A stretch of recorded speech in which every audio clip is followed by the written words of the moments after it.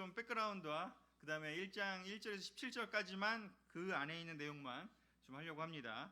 그래서 아마 12월 정도 초까지 해서 제가 세보니까 한 10번 정도 될 것 같은데 그 정도에 걸쳐서 로마서를 같이 나누고자 합니다. 저는 사실 뭐 제가 제 작년에 이제 수업을 들을 때 그 신약 개론 수업이었었는데 전공을 이제 로마서로 박사학위를 받으신 전공하신 교수님이 이 로마서를 그러니까 신약을 그 수업을 했었는데 로마서 할 타이밍에 아주 그 전공해서 그런가 아주 자부심과 같은 그 열정과 열의로 이 로마 수업을 진행하셨는데 너무 그때 일단 제가 굉장히 감명을 받았고 그리고 이제 올해 들어서 다시 한번 그 여러 가지 뭐 우리 교회 국제그리스도교회 고든 퍼거슨이라는 그 티처분이 로마서라는 그 책을 쓴 적이 있었습니다. 그래서 그것도 보고 그다음에 또 뭐 미국에서 유명한 목사님이 쓰신 글도 있고 우리나라에 또 유명한 이제 그 로마서 전공하신 또 신약을 전공하신 분들이 쓴 책들을 보면서 로마서에 대해서 꼭 나누고 싶다라는 생각이 너무 들어서 7월 그 주빌리 준비하는 그 시점쯤부터 저는 사실 로마서를 공부를 그때부터 다시 시작을 해서 2달 정도 저는 또 로마서에 빠져서 살았었는데 이렇게 함께 나눌 수 있게 돼서 너무 기쁜 것 같습니다. 먼저 그래서 조금 설명이 필요한 것 같아요. 왜 이 로마서가 쓰여졌고 왜 어떠한 그런 이유가 있는지 또 기본적인 정보들을 우리가 좀 알아야 이 책만의 특징들이 있거든요.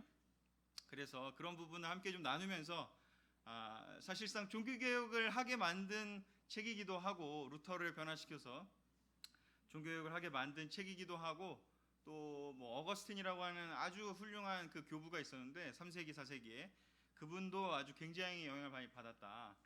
그분이 회심하게 하는데 큰 영향을 준 책이다. 이런 것부터 해서 굉장히 많은 사람들이 로마서를 읽고 자기의 삶이 변했다. 그런 분들이 참 많이 있습니다. 그래서 왜 그렇게 영향이 있을까에 대해서 이렇게 로마서 공부를 하면서 그 우리의 삶에도 적용해 보면 좋지 않을까 싶습니다. 자, 먼저 한 가지씩 좀 따져보면요. 시기적으로는 대략 이제 AD 58년경에 이제 그 쓰여졌다고 하고요. 이 58년경이면은 바울의 나이가 예수님하고 비슷하다고 하거든요. 그래서 58이니까 바울의 나이랑 거의 비슷하다고 보면 됩니다. 이 연도를 따지고 보면 거의 그러니까 60이 다 됐을 쯤 아니면 60이 됐을 수도 있어요. 그 근처니까 그 정도에 썼고 그 다음에 고린도에 썼다고 하고요. 그 고린도에서 겨울을 보내면 썼는데 그 16장에 보면은 이제 자기와 함께 누가 있었는지를 이제 보여주는 장면들이 나옵니다. 뭐 디모데도 있었고 또 거기 뭐 에라스토라든가 또 여러 가지 그 사람들이 같이 함께 고린도에 있는 사람들에 대한 이야기가 나오는데 그런 것들을 또 통해서도 알 수가 있습니다. 그리고 고린도에서 그 누군가를 통해서 이 로마서를 전달을 로마에 있는 교회들한테 보내야 됐잖아요. 교회에 그 전달자는 이제 베베라고 하는 그 사람이었고 그 16장 처음에 보면 이제 내가 이 자매를 추천합니다. 이렇게 하면서 나오는 그 자매가 바로 이 그 편지를 전달해 준 사람이라고 되어 있습니다. 그리고 이제 그 내가 이렇게 뭐 이 사람들을 문안합니다 하면서 그 16장 처음부터 쫙 해갖고 거의 한 30명 정도가 그 리스트가 나오거든요. 그게 이제 로마 교회에 있다가 고린도에 있거나 아니면 또 바울이 그 만나봤던 로마 교회 형제자매들 중에 자기가 만나봤던 사람의 이야기를 막 쓰는 거예요. 그래서 거기서 쓰고 그 다음에 나중에 이제 고린도 교회에 자기가 함께 있는 사람에 대해서 이야기를 하면서 이렇게 뭐 문안합니다. 누구에게도 문안해달라 뭐 이런 이야기들이 나오는 거죠. 근데 왜 이렇게 다른 책에는 없는 이러한 인사가 16장 한 장에 걸쳐서 있을 수밖에 없냐라는 걸 생각해 보면 바울은 로마 교회를 가본 적이 없어요. 좀 새로운 교회예요. 말하자면 여러분들 중에 우리도 아직 한 번도 안 가본 교회를 우리가 뭔가 가거나 뭐 인사를 하려면 뭔가 아는 사람을 보통 이렇게 뭐 교회를 떠나서도 누가 이렇게 새로운 사람 만나면 어디서 왔어요? 뭐 그러면 혹시 거기 누구 아세요? 뭐 혹시 그 누구 아세요? 이렇게 하잖아요. 근데 그런 것처럼 바울이 왜 이렇게 그 한 30명이 넘는 사람의 이름을 얘기하냐면 거기에 가본 적이 없기 때문에 자기가 아는 사람을 다 동원하는 거죠 일단. 그래서 이렇게 설명을 하면 내가 이 사람들을 아는데 문안해달라. 내가 만나본 적이 있다. 하면 설명을 하면서 그 거리감을 이렇게 좁히기 위해서 그렇게 이제 이야기를 하면서 아는 사람을 얘기하는 거죠. 뭐 이렇게 막 그 오렌지 카운티에서 누가 왔다 그러면 나 거기 박재호 장로님 아는데 막 이렇게 우리가 얘기할 수 있잖아요. 근데 그런 것처럼 이렇게 얘기하는 건데요. 그 기본적으로 로마 교회의 시작은 사도행전 2장 10절에 나오는 것처럼 오순절 사건이 벌어졌을 때 로마에서도 사람들이 와 있던 사람들이 있다고 기록이 되어 있고 그 사람들이 거기서 성령 체험을 하고 거기서 세례받고 거기서 시간을 좀 보내고 그 제자 훈련을 받고 교회에서 좀 지내다가 사도들의 가르침을 받고 지내다가 이제 박해가 있으면서 다시 흩어지고 또 돌아가기도 하고 이렇게 하면서 이제 로마로 돌아가게 됐고 그러면서 자체적으로 생긴 교회입니다. 로마 교회는. 그래서 그 로마 교회는 바울이 세운 교회가 아니라 자체적으로 세워진 교회라는 특징이 있습니다. 그리고 클라우디오 칙령이라는 것이 사도행전 15장에서 18장 사이에 보면 그 내용이 나오거든요. 그 로마의 황제 중에 한 명인데 클라우디오라는 황제 중에 한 명인데 이 황제가 이렇게 칙령을 내려요. 로마 시민들한테 칙령을 내려요. 그 뭐라고 내리냐면 유대인들하고 이제 그 크리스찬들하고 막 그 싸우는 내용들이 사도행전 보면 나오잖아요.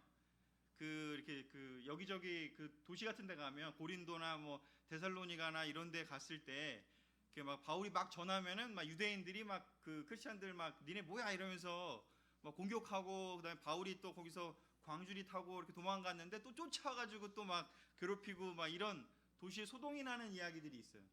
그래서 그런 소동들에 대해서 이제 황제가 듣게 되고 황제가 이제 이 나라 질서를 어지럽히는 게 이제 열이 받고 화가 나서 이 유대인들을 다 몰아냅니다. 그 로마에서 나가라고 하는 그 칙령을 내려요.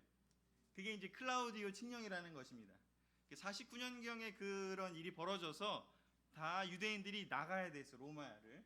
그때에 사실은 나온 사람들이 아까 그 바울이 16장에서 그 내가 이 사람들을 안다 문안해 달라라고 하는 그 사람들인 거예요. 원래 로마에 살던 사람들인데 이렇게 바깥으로 나와서 지낼 수밖에 없는 시간이 있었다라는 거죠. 근데 그리고 나서 한 뭐 7년에서 한 10년 지난 후에 이 황제가 죽어요. 이제 칙령은 죽으면 이제 끝나요. 그 반포된 그 효력이 사라져요. 그래서 왕이 죽었기 때문에 이 칙령이 이제 더 이상 효력이 없어져요. 그래서 다시 이제 돌아가게 됩니다. 그래서 이제 그 고린도 그 지역에 사도행전에 보면 고린도 교회에서 바울이 브리스길라와 아굴라를 만나서 천막을 같이 만드는 일을 하는 그런 이야기가 나오는데 그들이 고린도로 온 이유도 바로 이 칙령 때문이에요. 원래 로마에 살았던 사람들인데 그래서 이 칙령 때문에 고린도로 왔다가 잠깐 대피해 있으면서 그때 공교롭게 바울을 만났다가 다시 돌아가 있어가지고 이제 그 로마 교회에 편지를 쓸 때 브리스길라 아굴라한테도 문안해 달라 이런 이야기를 하게 되는 거죠. 그래서 이 로마 교회가 이러한 상황을 49년 칙령 58년 편지 쓰는 게 시간이만 10년이잖아요. 이 상황 속 안에 그런 일이 벌어진 거예요. 그래서 기본적으로는 로마 교회에 바울이 가본 적이 없다. 생소한 교회다. 그런데 이 뒤에 나오는 책들이 있죠. 뭐 고린도 전후서, 뭐 데살로니가 전후서, 갈라디아서 뭐 이런 책들을 잘 보면 그 책들을 보면 그 교회들은 바울이 직접 가서 영향을 주었고 세우기도 하고 이렇게 많은 관계를 쌓고 실질적으로 교제를 했던 교회들이에요. 그래서 잘 보면 내용이 그 고린도 교회나 아니면은 그 데살로니가나 아니면 갈라디아서 이런 데 보면 조금 표현이 센 표현들이 가끔 있어요. 이렇게 읽다 보면 이거 너무 센 말 아니야 이거? 뭐 이런 표현들이 있어요. 뭐 포피를 잘라서 뭐 할례를 하라는 그 개 같은 사람들을 뭐 이런 표현도 있고 예를 들면 아니면 뭐 거시기를 잘라버렸어도 좋겠다 뭐 이런 표현도 있고 하여튼 좀 굉장히 사실은 공적인 내용보다는 좀 더 친밀한 사람이어야만 할 수 있는 그 가까운 사람들만이 할 수 있는 표현들이 들어있어요. 그 책들에는. 그래서 우리가 읽을 때 그걸 좀 생각하고 봐야 돼요. 이게 원래 바울이 이거 나중에 성경이 될 거니까는 하면서 이렇게 쓴 책이 아니거든요, 사실은. 그냥 이렇게 편지를 보낸 거라는 거죠. 개인적인 내용들이 들어있을 수 있죠. 감정이 묻어있을 수 있고. 그런데 이제 로마서는 다르다는 거예요. 한 번도 안 가봤기 때문에 여러분 한 번도 안 가봤는데 막 그 포피를 잘라서 뭐 이렇게 막 그 세게 얘기할 수 없잖아요. 예를 들면 뭐 그 개 같은 사람들에게 막 이렇게 얘기할 수 없잖아요. 그래서 보면 로마서는 굉장히 젠틀해요. 문장도 그렇고 그 다음에 내용도 그렇고 단어 선정도 그렇고, 왜냐면 뭐 한 번도 만나본 적이 없는 그런 그 교회, 가본 적 없는 교회에 보낸 편지다 보니까 굉장히 조심스럽게 편지를 쓸 수밖에 없는 상황이었던 거죠. 그리고 이 그 실질적으로 바울과 로마 교회 관계는 그랬고, 또 하나는 그 바울이 로마 교회의 상황을 조금 이제 알고 있는 내용이 있었는데, 그게 어떤 내용이냐면 원래 그 사도행전 2장에 나와 있던 그 오순절 때는 그 예루살렘에 온 사람들은 바로 디아스포라 유대인들이었잖아요. 그죠? 그냥 이방인들이 막 오지는 않거든요. 그래서 물론 하나님을 경외하는 사람이라고 표현된 이방인이지만 유대교를 개종한 사람들도 일부 있었긴 하겠지만, 대부분은 사실은 유대인의 피를 가진 사람들이 그 사도행전 2장 시기에 그 오순절 사건이 있을 때 예루살렘에 있었던 거예요. 그래서 그들이 다시 돌아가서 만든 교회다 보니까 유대인이 중심이 된, 유대인이 만든 교회였어요. 따지고 보면 시작은. 그런데 그들이 막 이제 제자 삼고 세례 주고 전파하고 전도하고 그렇게 하다 보니까 거기 사는 그 이방인들이 많이 제자가 됐을 거 아닙니까? 그래서 제자들이 막 돼서 이렇게 교회가 커져가고 있을 즈음에, 그게 한 34년, 35년쯤에 오순절이 사건이 일어나고, 아까 보였다시피 9년 정도의 클라우디오 칙령이 있으니까 10년 정도의 그런 성장하는 시간 동안에 유대인이 중심이지만 이방인들도 많이 세례받은 그런 상황이었는데, 근데 칙령이 있으니까 유대인들이 다 빠져야 되잖아요. 그럼 이제 누가 남겠어요?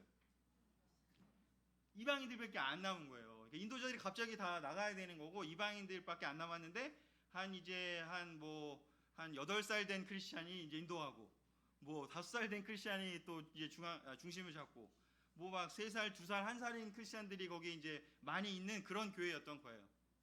그래서 그렇게 그 유대인들이 빠져나가고 거기서 형성된 이방인이었지만 유대인 피는 흐르지 않은 로마 사람들, 그리스 사람들이, 거기서 세례받은 사람들이 거기서 교회를 만들고 있었는데, 그들이 다시 한 7년, 8년 후에 돌아오게 되니까 자기들이 자리를 잡고 있었는데, 물론 존경하는 분들이었긴 하지만 다시 돌아와서 보니까 이게 관계가 애매했던 거예요. 이게 어떻게 이 구조를 다시 만들어야 되느냐, 자리를 이렇게 내어줘야 되느냐, 아니면 어떻게 이걸 만들어가야 되냐가 약간의 그 어려움이 있는, 로마 교회가 그런 어려움 이 상황에 놓여 있었던 거죠. 그래서 잘 보면 로마서에 굳이 그 다른 책에는 별로 없는 그런 게 이야기들이 논리적으로 되게 막 유대인들은 어떤 존재이냐, 뭐 그렇다고 이방인은 어떻게 되느냐, 그랬다 다시 또 그러면 유대인의 유익은 뭐냐, 이렇게 왔다 갔다 하면서 뭔가 이 이야기를 전개해 나가는 이유가 바로 그런 이유인 거예요. 그 안에 그런 사정이 있었기 때문에 유대인과 이방인 형제자매들 간에 그 애매모호한 그런 상황들이 존재했던 거죠. 어떻게 그 생각해야 되는지. 그리고 살짝 그 새롭게 인도자가 된 이방인 그 한 10년 정도 거기서 열심히 다 빠져나갔을 때 얼마나 고생했겠어요. 사실은 목사님 없이, 또 이렇게 성장한 사람 없이, 성숙하신 분 없이 교회를 인도하려고 얼마나 애를 썼겠어요. 그 사람들이. 그랬는데 이제 그런 애를 쓰는 것에서 멈추면 괜찮은데 약간의 이제 그 교만함이 들어갈 수 있다라는 거죠. 그러면서 이제 좀 마음속에서 이제 그 유대인들에 대한 이렇게 폄하하는 마음들이 거기에 생기는 사람들이 생겼던 겁니다. 그래서 그것들을 정리를 좀 해주고 싶었던 거예요. 이렇게 바울 입장에서는 그 상황을 브리스길라, 아굴라나 또 다른 사람들을 통해서 듣고 있었기 때문에 그걸 좀 도와달라는 얘기도 들었겠죠. 그래서 바울이 쓴 편지는 그래서 로마의 그런 문제들을 또 도와주기 위해서 설명을 통해서 해결해주고 싶은 부분도 있었어요. 그래서 관계는 원래 없었는데 이제 생기려고 하는 거고, 편지를 쓴 이유는 그 상황이 그렇고, 그 다음에 또 하나는 가장 이제 중요한 이유가 있습니다. 바로 이 15장에서 바울이 설명하고 있습니다. 여기를 한번 읽어보겠습니다. 나는부터 그냥 제가 읽을게요. 나는 그리스도께서 이방인들을 인도하여 하나님께 순종하도록 하기 위해 나를 통해서 행하신 일 외에는 말하지 않으려고 합니다. 하나님은 이것을 말씀과 행동과 놀라운 기적과 성령님의 능력으로 하셨습니다. 나는 이 일로 예루살렘에서 일루리곤까지 그리스도의 기쁜 소식을 힘껏 전했습니다. 그러나 이제는 이 지방에서 할 일이 끝났습니다. 그래서 여러 해를 두고 벼르던 대로 내가 스페인으로 가는 길에 먼저 로마에 있는 여러분을 방문하여 얼마 동안 교제를 가진 후에 거기서 여러분의 도움을 받아 스페인으로 가려고 합니다. 아멘. 바울은 이렇게 차분하게, 젠틀하게, 정중하게 자기가 왜 지금 편지를 쓰는지를 여러 곳에서 설명하지만 여기서 핵심적인 이야기를 하고 있습니다.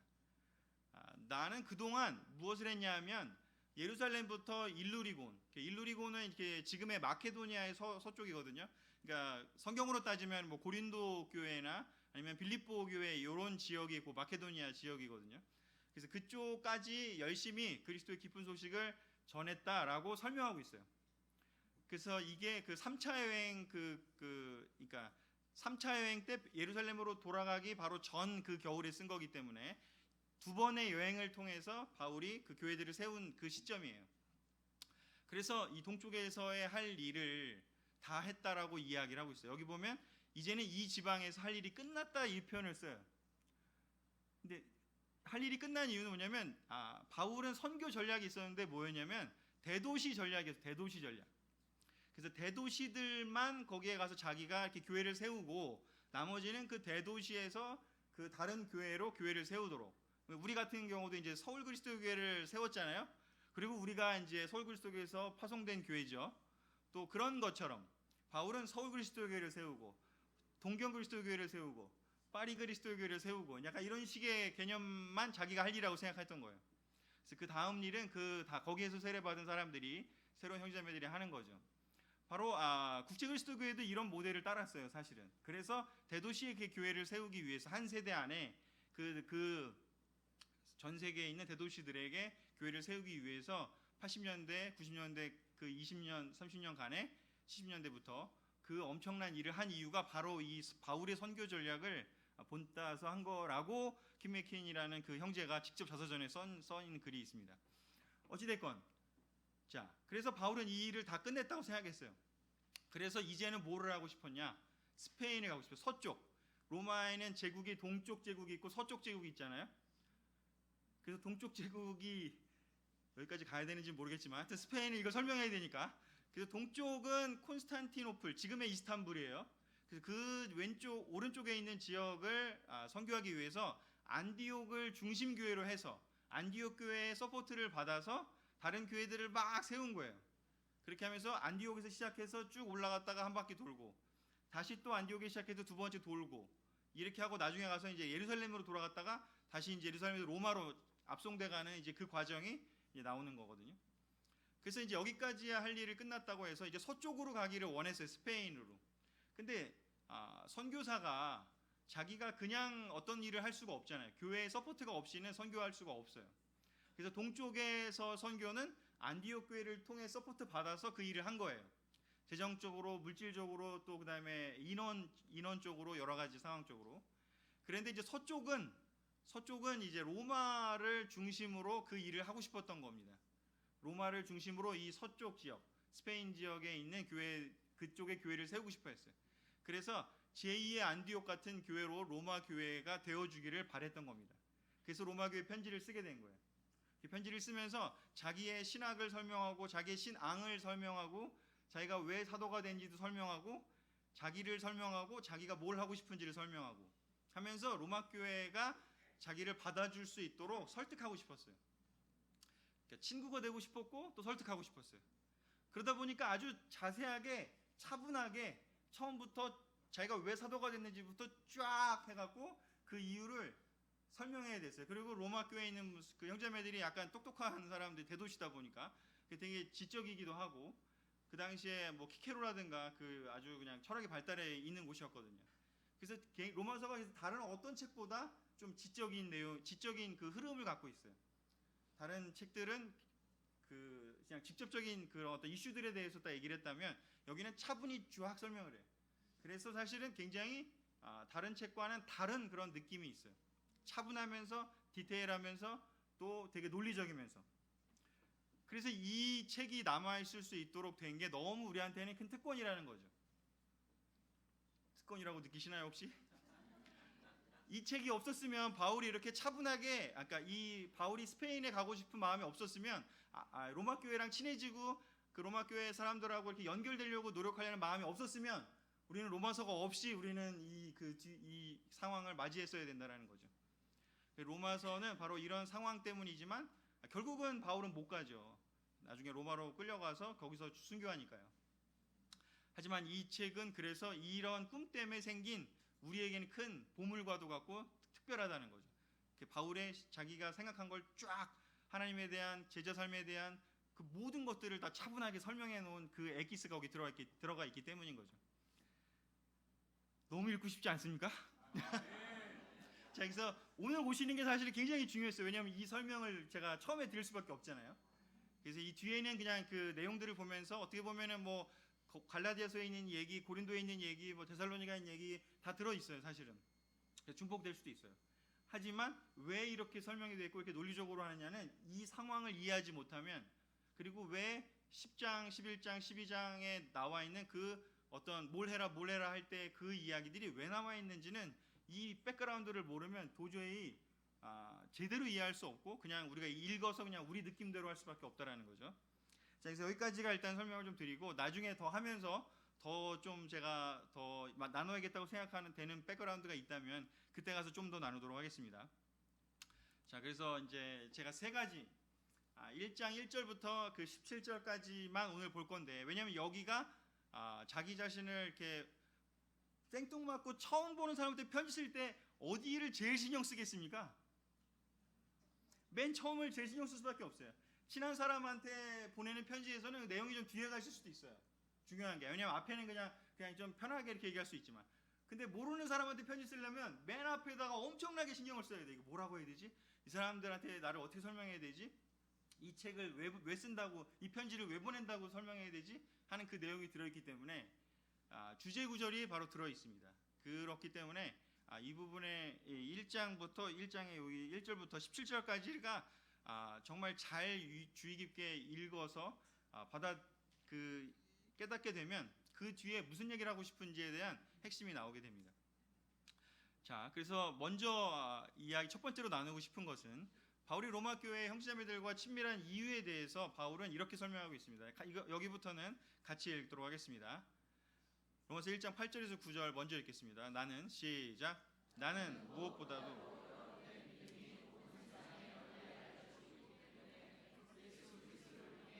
내 하나님께 감사를 드립니다. 내가 그리스도에 대한 기쁜 소식을 전하며 정성껏 하나님을 섬기는 것과 또 여러분을 기억하며 쉬지 않고 기도하는 것을 하나님께서도 잘 알고 계십니다. 아멘. 나는 무엇보다도 여러분의 믿음이 온 세상에 널리 알려지고 있어서 감사를 드린대요, 하나님한테. 그들의 믿음에 대해서 바울은 존중을 표현하고 있고 존경을 표현하고 있습니다. 그리고 거기에서 멈추는 게 아니라 그냥 그 사람에 대한 감사, 사람에 대한 존경을 표현하는 게 아니라 하나님께 감사를 드린다라는 이야기를 하면서 로마 교회와 바울과의 관계가 하나님을 정점으로 삼각형을 이루고 있음을 로마 교회에 설명을 합니다. 그냥 너랑 나랑 그냥 친해지려는 게 아니라 하나님 때문에 너랑 나랑 생긴 관계이기 때문에 우리가 이렇게 내가 너한테 감사하고 이렇게 친해지고 싶다, 그런 표현을 하는 거죠. 뭐 여러 번 이런 이야기 많이 들었겠지만 우리가 서로 정말 그 친한 관계가 된 것은 바로 우리가 하나님 때문에 우리가 서로 알게 됐고 친구가 됐고 관계가 맺어지고 형제자매가 됐다라는 것을 우리는 늘 기억하고, 이 부분을 우리 서로에게도 표현해야 되지만 우리 하나님한테 늘 감사할 필요가 있습니다. 그렇지 않습니까? 정말 우리가 더 많은 사람이 있었던 때도 있고 줄어든 때도 있지만 그게 중요한 게 아니라 어찌됐건 정말 여기에 있는 사람들 한 명 한 명을 이렇게 알게 된 거는 생각해 볼수록 기적이고 신비고 놀라운 일이에요. 동의하시죠? 그래서 그 생각을 우리가 늘 하면서 하나님께 정말 우리가 기도할 때 하나님 뭐 해주세요 시작하기 전에 이 자체가 얼마나 감사한 일이고 이게 기적이고 신비고 놀라운 일이라는 걸 우리가 늘 기억해야 한다는 거죠. 바울은 그걸 표현하고 있습니다. 그리고 내가 그리스도에 대한 기쁜 소식을 전하며 정성껏 섬기는 것과 또 여러분을 기억하며 로마에 있는 여러분들을 기억하며 쉬지 않고 기도하는 것을 하나님께 알고 계신다고요. 한 번도 가보지 않았어요. 그냥 거기서 이렇게 온 사람들 몇 명 만난 것 뿐이에요. 근데 바울이 이 성경책을 우리가 이런 백그라운드를 모르고 보면 되게 친한 관계 아닌가 이런 생각을 하면서 볼 수밖에 없어요. 사실은 우리가. 근데 바울은 그렇게 친밀하게 느꼈다라는 거예요. 근데 그게 왜 그렇게 됐느냐를 바울은 설명하는 걸 보면 뭐라고 우리가 알 수 있냐면 그들을 생각하면서 기도했기 때문이라는 겁니다. 기도는 그만큼 파워가 있는 겁니다. 기도 때문에 바로 우리가 서로 연결될 수 있어요. 진정으로 연결될 수 있어요. 그냥 실질적으로 만나서 이렇게 교제하면서 친해지는 세상적으로 우리가 친해지는 일반적인 방법적으로 친해질 수 있지만 기도를 그 사람을 위해서 기도하는 것 때문에 친해지는 것은 정말 상상도 할 수 없을 만큼 차이가 큽니다. 우리가 늘 그걸 기억해야 됩니다. 그래서 우리 영적인 교제의 시작은 바울이 설명하는 로마 교회와 바울의 교제의 시작은 바로 감사와 기도에 있었음을 그 사람들에 대한 감사와 그 사람들을 위한 기도에 바울이 있었음을 바울은 설명하면서 시작하고 있다는 거죠. 우리의 교제가 영적인 것이다. 근데 그 교제는 하나님께 너희들에 대한 감사와 너희들을 생각하면서 내가 기도한 그 기도 때문에 내가 이제 너희들과 만나고 싶은 이 마음이 그냥 인간적인 게 아니라는 걸 설명한다는 거죠. 우리 옆에 있는 사람하고 더 친해지고 싶다면 그 사람들을 위해서 많이 기도하시면 돼요. 바울의 본을 따르면 돼요. 이렇게 그런 분이 있어요. 뭐 바이블 톡을 너무 자주 섞지 않고 아니면 뭐 이렇게 한쪽에 있어 우리가 안 친한 것 같아요. 성경은 그렇게 얘기하지 않습니다. 기도하지 않았기 때문이라고 저는 과감하게 이야기하고 싶습니다. 다른 사람들하고 친해지고 싶으십니까? 영적으로 교제하고 싶으십니까? 뭐 주빌리 2년에 한 번 하는 주빌리 빼놓고 우리가 다른 교회 만날 수 없다. 그래서 안 친한 것 같다. 성경에 그런 이야기 없습니다. 다른 교회를 위해 기도하면 친해집니다. 잠실교회를 위해 기도하면 잠실교회랑 친해지고요. 명동교회를 위해 기도하면 명동교회랑 친해집니다. 그게 성경적인 원리입니다. 박재 목사님이 제가 대학생 때 뭐 상기리도 있고 저희들 맨날 모아놓고 훈련한 게 너희들 매일매일 기도할 때 그 우리가 만나본 적도 없는 그 전 세계 인도자들의 이름을 다 우리가 외우게 시키셨어요. 난 모르는데 맨날 가갖고 뭐 더글라스 아서 무슨 뭐 마티 후쿠웨이 무슨 뭐 앤디 플레밍 뭐 랜디 맥킨 지금도 이름이 생각나잖아요. 근데 그게 그 사람들에 대한 그 기도를 우리 매일 시키셨어요. 근데 진짜 기도를 하면 할수록 전 세계가 내 품 안에 있는 것 같아요. 여러분들 이 기쁨을 바울이 얘기하는 이 기쁨을 여러분이 느끼기를 저는 권하고 싶습니다. 여러분 이렇게 인간적인 그 친함에 너무 의지하지 마시기를 부탁드려요. 영적인 친함이 무엇이냐? 대구교회가 있으면 감사하시고 대전교회가 있으면 감사하시고 얼반교회가 오렌지 카운티가 있으면 LA가 있으면 보스턴이 있으면 전 세계에 있는 교회들이 있으면 여러분이 감사하시고 그들이 샌프란시스코가 우리에게 파송했던 것들을 기억하면서 감사하면서 그들을 위해서 한다면 여러분의 마음속에 세계가 품어질 겁니다. 세계에 있는 교회들과 하나가 될 겁니다. 그게 바울이 얘기한 놀라운 첫 번째 포인트였습니다. 두 번째요. 바울이 자기의 사역을 설명합니다. 삶의 목적을 설명합니다. 1장 5절에 나와 있고요. 16장 26절에 나와 있는데 16장 26절과 1장 5절이 똑같은 얘기를 해요. 이거를 제가 조금 그 용어를 잘 모를 때는 뭐 들어갔다 나왔다 이런 표현을 상반기에 썼었는데 제가 찾았어요. 인클루지오라고도 하기도 하고 수미상관이라고 합니다. 전문 용어를 찾았습니다. 그래서 바울의 로마서 1장 5절에 나온 얘기와 16장 마지막에 나온 얘기가 바로 수미상관, 양쪽의 시작과 끝을 똑같은 이야기를 함으로써 시작하고 끝을 마무리 짓는 그 고대 수사 기법인데 바로 그 이야기인데요. 여기서 바울이 자기의 삶의 목적을 설명하고 있어요. 자기가 왜 사는지, 자기가 이 일을 왜 하는지 같이 그냥 연달아 읽어보도록 하겠습니다. 우리가 그분을 통해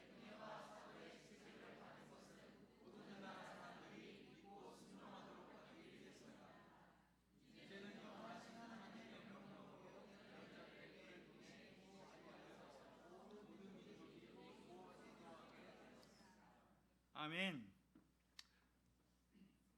바울이 자기가 왜 이런 하나님을 통해서 그 은혜로 이 사명을 감당하면서 이 삶을 사는지를 설명하는 것은 뭐냐면 모든 나라 사람들이 믿고 순종하도록 하기 위해서라고 되어 있습니다. 밑에도 뭐라고 얘기하냐면 예언자들이 그를 통해 계시되고 알려져서 모든 민족이 믿고 순종하게 되어 있습니다. 근데 여기는 모든 민족이라고 해서 크게 나와 있는데 영어로 보면은 사실은 젠타일이라고 되어 있어요. 이방인들에 대한 이야기예요. 그래서 이방인들을 유대인 플러스 이방인들이 포함되는 거죠. 그리고 여기는 믿고 순종하게 하도록 이렇게 나눠져 있는데 영어로 보면 이렇게 되어 있습니다. Call all the Gentiles to the obedience that comes from faith for His name's sake. 그래서 뭐라고 나있냐면 믿음으로 오는 순종이라고 표현해 있어요. 그러니까 믿고 순종하는 게 뭐 믿음 따로 순종 따로라고 돼 있는데 여기 한글은 근데 원래 원 뜻은 뭐냐면 믿음으로부터 오는 순종이라고 표현돼 있어요. 즉 순종이 있긴 있는데 그 순종이 포커스인 거예요. 사실은 하나님 말씀에 순종하게 하도록 하기 위한 게 포커스라는 거죠. 그래서 율법이 이 그 로마서를 잘못 아는 사람들이 뭐 믿기만 하면 된다 뭐 이런 소리 하는데 이거는 뭐 모든 신학자들 지금 그렇게 얘기하는 사람은 없지만 믿기만 하면 된다. 뭐 형식은 다 아니다. 뭐 율법은 폐지됐다. 잘못된 얘기라는 거죠. 바울이 애초에 설명하신 게 뭐냐면 하나님 말씀에 순종하게 하는 게 목적이었다라는 거죠. 근데 그 순종하기 위한 목적이 구약의 방법으로는 그 순종을 할 수 없기 때문에 율법을 통해서는 율법을 알면 순종할 수 있을까라고 구약 시대 사람들은 생각했지만 그게 안 된다라는 것을 깨닫게 됐고 예수님이 오셔서 예수님의 그 삶과 죽으심과 부활하심 때문에 그 예수님과 관계를 맺고 예수님을 믿는 그 믿음 때문에 순종할 수 있다. 그 얘기를 하는 겁니다. 그래서 이게 굉장히 중요한 가르침입니다. 우리가 여기 제가 한 표를 하는데 자 믿음으로 오는 순종을 여기서 얘기했어요. 바울이 우리가 정말 하나님 말씀대로 순종하며 살고 싶지 않습니까? 근데 그렇게 하기 위해서는 바로 믿음이 필요하다는 겁니다. 순종할 수 없다라는 것은 믿음에 뭔가 문제가 있다는 얘기거든요. 믿음이 있으면 그 결과로 순종이 나오기 때문에 믿음이 있다고 해서 믿음이 있는데 순종이 불가능하다. 그건 이상한 믿음이라는 거예요. 잘못된 믿음이라는 거죠. 믿음과 순종은 한 세트예요. 묶여 있어요. 분리되지 않습니다. 그런데 믿음이 아닌 그 동기로도 이 순종을 할 수 있어요. 어느 정도. 근데 영적인 것과 아닌 것, 영적인 것과 세상적인 것의 차이는 뭐냐면 일시적이냐 영원하냐 그 차이라고 제가 여러 번 설명드렸잖아요. 그래서 영적인 거는 영원히 지속적으로 할 수 있다는 거고 세상적인 거는 일시적으로 할 수 있는 거예요. 순종도 영원히 순종할 수 있으려면 끊임없이 지속적으로 순종할 수 있는 게 영적인 순종인데 일시적인 순종을 할 수 있어요. 어떻게 할 수 있냐면 이 세 가지 때문에 할 수 있어요. 이거는 이제 고든 퍼거슨 형제가 정리해 놓은 책에 나오는 내용입니다. 첫 번째는 뭐냐면 개인적인 이익 때문이에요. 시간 관계상 뭐 이걸 다 읽지는 않겠지만 로마서 16장 18절을 보면 개인적인 이득 때문에 그 로마 교회에서 분란을 일으킨 사람이 있다 이런 표현을 쓰고 있어요. 사실상 지금도 교회가 파워가 있기 시작한 이후로 우리나라도 그렇잖아요. 교회가 파워가 있기 시작한 이후로 개인적인 이익 때문에 교회하는 사람들이 굉장히 늘었어요. 그리고 초대교회도 마찬가지죠. 초대교회도 초창기에는 이 제자가 된다라는 것은 예수님을 주님이라고 부르고 제자가 된다라는 것은 목숨을 거는 일이었어요. 그래서 그때는 정말 제자가 되기 힘들었어요. 그런데 313년에 콘스탄틴 황제가 로마 황제가 칙령을 내려서 기독교를 크리스찬이 되는 것을 그 국교가 아니라 처벌하지는 않겠다라고 선언을 했어요. 313년에. 그러면서 어떤 일이 벌어지냐면 사람들이 이제 엄청나게 많이 들어오기 시작을 했어요. 그리고 나서 한 몇십 년 후에 또 다른 황제가 있어요. 제가 이름 잠깐 기억이 안 나는데 그 황제 때는 아예 국교를 선언을 해버려요. 이제 그 기독교를 믿지 않는 기독교 외에 다른 종교는 다 이제 폐지한다. 그렇게 되니까 그때 한 해에 몇 명이 세례받냐고 돼 있냐면 그 기독교로 개정했냐고 보면 100만 명씩 세례받았대요. 100만 명씩. 근데 그게 진짜일까요? 정말 예수님의 제자가 되기 위해 세례받았을까요? 그렇게 100만 명씩 갑자기 세례받는 게? 왜냐하면 그때 왜 그렇게 했냐면 기독교인이 되지 않으면 공직에 들어갈 수가 없었어요. 기독교가 되지 않으면 어떤 것도 할 수 없는 상황이 돼버렸어요. 그래서 개인적인 이익 때문에 속고 속마음과 상관없이 진정한 동기가 아니라.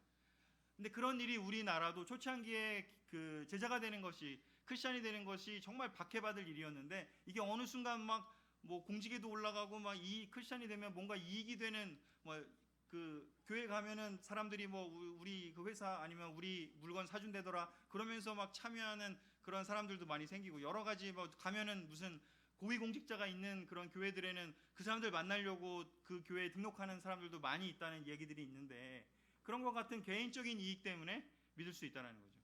또 두 번째로요. 이거는 좋은 동기이기는 해요. 성경에서 나오니까. 잠언 1장 7절에 여호와를 두려워하는 것은 이 믿음의 시작이라고 이야기를 하고 있어요. 모든 지혜의 시작은 여호와를 두려워하는 것이라고요. 자, 그것도 동기가 될 수 있어요. 두려움이잖아요. 하나님에 대한 두려움. 이거 안 하면 벌 받을 것 같고, 하나님 말씀대로 안 살면 뭔가 또 삶에서 벌 받을 것 같으니까.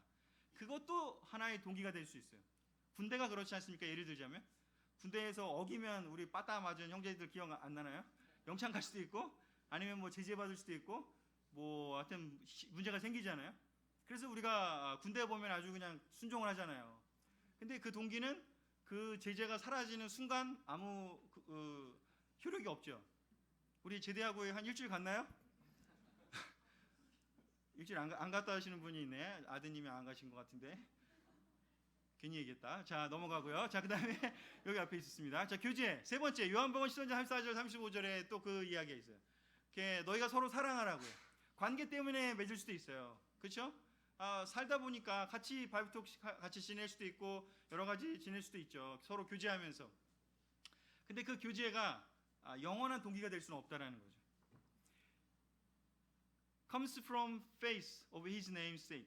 하나님의 이름, 예수님의 이름, 예수님에 대한 알과 예수님이 누구신가, 예수님이 한 일이 바로 무엇을 의미하는가, 나한테 무슨 의미인가, 그 예수님과의 관계가 깊어지지 않으면, 이 세 가지의 동기로 가는 것들은, 이 세 가지 동기가 사라지면, 아니면 이 세 가지 동기가 좀 뭔가 약해지면, 그러면 교회를 떠날 수도 있고 예수님 떠날 수도 있다는 거예요. 개인적인 이익이 사라져. 교회에 왔는데 형제자매들이 안 도와줘. 뭔가 물건도 안 사주고, 예를 들면 내가 무슨 사업을 하는데 뭐 장사를 하는데 이 교회 갔더니 좀 와서 도와줄 줄 알았더니 안 도와줘. 그러면 이제 기분 나쁜 거죠. 그러니까 그 이익이 사라지면 안 나갈 수 있겠죠. 다른 핑계를 대겠죠. 대신에 뭐 교회가 뭐 목사님이 설교가 이상하다더라, 전도사가 막 목소리 설교할 때 삑삑거린다더라, 뭐 하여튼 뭐 별 다른 이야기를 대겠죠. 뭐 바이브톡 인도자가 너무 뭐 내 스타일이 아니야 뭐 이럴 수도 있고, 뭐 여러 가지 이유를 되겠지만 사실은 개인적인 이익이 사라졌기 때문일 수 있다는 거죠. 자, 두려움은 뭘까요? 두려움이 사라지면 그럴 수 있다는 거죠. 우리가 아까도 얘기했지만 그 초창기의 교회가 엄청나게 규율이 셌잖아요. 우리 막 되게 규율이 셌잖아요. 그 시대를 지나봤던 분들은 알잖아요. 그때 막 팔로우하고 막 너 했니 안 했니 막 물어보고 안 했다고 그러면 왜 안 했니 하면서 막 뭐 물고 또 안 했다 그러면 너 왜 이렇게 게을르니 교만하니 뭐 여러 가지 도전 받으면서 내 마음을 힘들게 하니까는 또 혼날까봐 이러면 한 적도 있잖아요. 근데 그게 사라지니까 여러분들 자유롭게 그냥 잘 되셨다면 아멘, 안 됐다 그러면 두려움 때문에 이렇게 되는 거죠. 자기가 스스로 할 수 있는 하나님께 대한 순종이 두려움 때문에 된 거라면, 두려움을 강요하는 그 존재가 사라지면 못한다는 거죠. 세 번째, 교제예요. 나랑 잘 맞는 사람이 있어. 내 얘기를 잘 들어주고, 그 바이브톡을 갔더니 그 교회를 갔더니 내 얘기를 너무 잘 들어줘. 뭐 너무 친해. 근데 그 교제가 뭔가 힘들어져. 갑자기 잘 들어준 사람이 안 들어주고, 근데 내가 너 듣다 보니까 너 그거 네가 잘못한 것 같아. 맨날 지난주까지만 해도 그냥 힘내라, 그냥 착하다, 아니면 뭐 영적이다 이랬는데 갑자기 왜 나한테 뭐라 그러지? 이 이제 교제에서 삐끄덕거리면서 나는 그러면 어디로 가야 되나? 뭐 이런 생각을 하면서 지낼 수 있다라는 거죠. 그래서 이 믿음 외에도 순종할 수 있는 동기가 있어요. 그러나 바울이 자기의 동기, 자기의 삶의 목적이 어디서 왔냐를 설명할 때 이 이야기를 합니다. 예수님에 대한 사역, 예수님에 대한 믿음, 그것에서 오는 순종만이 내 삶의 가장 본질적이고 또 그것밖에 없다, 유일하다라는 것을 이야기를 하는 겁니다. 로마서를 읽고 왜 사람들이, 놀라운 사람들이 많이 자기 삶이 바뀌었다라고 얘기하냐면 바로 이것을 앞 뒤에 16장까지 설명을 주장창 하거든요. 그래서 그것을 다 깊게 묵상하고 이해하고 나서 그 동기가 자기의 동기가 된 사람들은 삶이 바뀌었다라는 겁니다. 여러분들은 어떤 동기 때문에 지적 삶을 살고 계십니까? 잘은 모르겠습니다. 우리가 이 동기들이 뭐 다 나쁜 동기는 아닐 수 있어요. 왜냐하면 인간이기 때문에 다 한 번씩 거쳐갈 수 있고 우리한테 있을 수 있어요. 그렇지 않습니까? 당연히 그럴 수 있어요. 하지만 네 번째, 이 궁극적인 이 동기에 도달하지 못하면 이 세 가지의 동기로는 끝까지 갈 수 없다라는 겁니다. 그래서 이 세 가지가 나쁘다가 아니라, 이 세 가지가 성경에도 나와 있기도 하고 나쁘다가 아니라 있을 수 있다. 하지만 이 네 번째, 진정한 순종에 할 수 있는 그 믿음의 길로 가도록 바울은 자기를 설명하면서 로마 교회도 영향받기를 권했습니다. 하나님께 순종하며 살 수 있는 최고의 동기, 바로 1장 16절과 17절이 로마서의 주제구절이라고 많은 학자들이 얘기를 하고 있는데, 그 17절의 핵심이 바로 지금 설명한 이 부분입니다. 이 기쁜 소식에는 오직 믿음으로만 하나님과 올바른 관계를 갖게 된다는 것이 나타나 있습니다. 이것은 성경에 의로운 사람은 믿음으로 살 것이다 라고 쓰인 말씀과 같습니다. 오직 믿음으로만 하나님과 올바른 관계를 갖게 된다는 것, 바로 이게 포커스고 주제인데, 근데 이 믿음에는 바로 뭐가 있다고요? 뭘 하기 위해서라고요? 순종하기 위해서라는 거죠. 믿음으로 순종하면 기쁨이 있고요, 믿음으로 순종하면 행복하고요, 믿음으로 순종하면 즐겁고 이 삶을 사는데 너무나 그 삶의 의미를 찾으면서 살 수 있다라는 것을 바울은 설명하는데, 그걸 빼놓고 그냥 오직 믿음으로만, 믿기만 하면 나 안 해도 돼, 믿기만 하면 나 예수님 믿어, 나 믿기만 하면 됐는데 왜 자꾸 뭐라 그래, 그 의미가 아니라는 겁니다. 자, 그래서 이 하나님께 순종하며 살 수 있는 최고의 동기를 오늘부터 시작해서 저와 함께 12월까지 찾아갔으면 너무 좋겠습니다. 자, 마지막이요, 로마서 주제 구절인 17절을 얘기했는데 16절에 대한 설명이 또 너무 중요합니다. 1장 16절을 같이 읽어볼까요? 시작. 나는 이 기쁜 소식을 조금도 부끄러워하지 않습니다. 그것은 처음에 유대인에게만 해당되었으나 이제는 이방인에게도 전파되어 모든 믿는 사람들을 구원하는 하나님의 능력이기 때문입니다. 아멘. 바울은 주제를 설명할 때 뭐라고 얘기했냐면, 나는 이 기쁜 소식을 너무나 자랑스러워한다고 이야기하고 있습니다. 이 기쁜 소식을 자랑스럽다고, 이 복음이 자랑스럽다고요. 그것은 모든 믿는 사람들을 구원하는 하나님의 능력이라고요. 로마서를 다른 많은 사람들이 은혜의 책이다 이런 얘기를 하는데, 이 은혜라는 말은 사실은 이 능력이라는 말과 동일한 의미입니다. 은혜가 그냥 능력이라는 말과 분리돼 버리면요, 독일의 그 유명한 신학자이자 목사였던 본 회퍼라는 분이 뭐라고 했냐면 값싼 은혜라는 표현을 썼어요. 히틀러에 대항해서 싸웠던 분이에요. 그분은 다른 모든 그 독일의 교회들이 히틀러를 동조해 줬고요, 히틀러를 찬동해 주고요, 히틀러를 지원해 줬어요. 한자를 제가 좀 썼습니다. 찬동. 그래서 많은 그 문제가 생겼어요. 사실은 유대인을 죽이는 일에 그 독일 교회들이 합세했어요. 근데 그거에 대해서 그 교회들은 우리는 은혜로 구원받기 때문에 이거는 이 일과는 상관없다 이러면서 자기들을 두둔할 때 보네퍼가 목숨을 내걸고 히틀러한테 도전장을 내걸고 이 교회들이 다 썩어 빠졌다라고 주장하면서 한 얘기입니다. 그런 값싼 은혜를 더 이상 떠벌리지 말라고요. 그리고 결국엔 보네퍼는 히틀러한테 잡혀서 사형당했습니다. 근데 지금의 그 신학의 굉장히 큰 그 중요한 부분으로 남아 있습니다. 값싼 은혜를 얘기하지 말라고요. 값싼 은혜는 하나님의 능력이 없는 거예요. 그냥 내 멋대로 하는 능력이에요. 내가 원하는 은혜, 내가 받기만 좋아하는 은혜. 근데 하나님의 능력은 뭐냐면 사람들을 구원하는 능력이라는 거죠. 하나님이 함께하는 은혜는 사람들이 변화하는 그 능력이 있는 거라는 거예요. 하나님께서 예수님을 통해 주신 기쁜 소식이 바로 예수님에 대한 믿음이고요, 그 기쁜 소식이 바로 은혜잖아요. 근데 그 은혜는 바로 뭐냐면 살아있는 능력이에요. 리얼 파워라는 거죠. 실제로 삶을 변화시키는 능력이 은혜지, 삶의 변화가 없는데 은혜를 나는 받았다라고 말할 수 없다라는 거예요. 교회를 몇십 년을 다니든 뭐 얼마를 다니든 간에 그 사람의 삶이 변하지 않는데 그 은혜 받았습니다 하는 그 이야기는 아무 쓸모가 없다라고 바울은 이야기합니다. 음란한 그 약함이 있는 사람이 음란해서 강해져서 더 이상 그 부분에 있어서 다시 반복하지 않을 때 그 사람 변하지 않습니까? 거짓말하던 사람이 용기를 내서 거짓말 안 하는 사람이 되는 그 사람이 되는 것이요. 자꾸 속이고 눈치 보고 두려움에 떠는 사람이 담대하게 나는 이거 안 하겠습니다. 하나님 뜻에 옳지 않기 때문에 안 하겠습니다. 그 이야기를 하면서 삶에서 변화하는 일이 있을 때 그게 살아있는 능력이겠죠. 그런 능력은 없으면서 그냥 은혜만 이야기하는 건 히틀러를 동조하는 그들에게 보네퍼가 얘기했던 그 값싼 은혜와 뭐가 다르겠습니까? 복음은 살아있는 능력과 결합됩니다. 이 로마서의 핵심이 바로 이 능력과 은혜와 믿음, 이 세 가지입니다. 이 세 가지가 결국엔 올바른 순종을 이끌어낸다는 거죠. 다른 복음은 없습니다. 다른 방법은 없습니다. 진정한 삶을 변화시킬 수 있는 그 능력은 바로 복음에서 온다는 거예요. 예수님에 대한 믿음에서부터 온다는 거죠. 그게 바로 진짜 하나님이 우리에게 주고자 했던 은혜라는 겁니다. 로마서를 공부하시면서 우리의 삶이 진정으로 변화되는 12월까지 한 3개월의 시간이 됐으면 좀 좋겠습니다. 그리고 계속해서 아마 그렇게 바울은 계속 우리를 독려할 수밖에 없다라는 것을 아마 보게 될 것입니다. 우리의 삶이 진짜 변하는 2019년도 하반기를 만들기를 원하면서 오늘 로마서 첫날 시간을 마치도록 하겠습니다.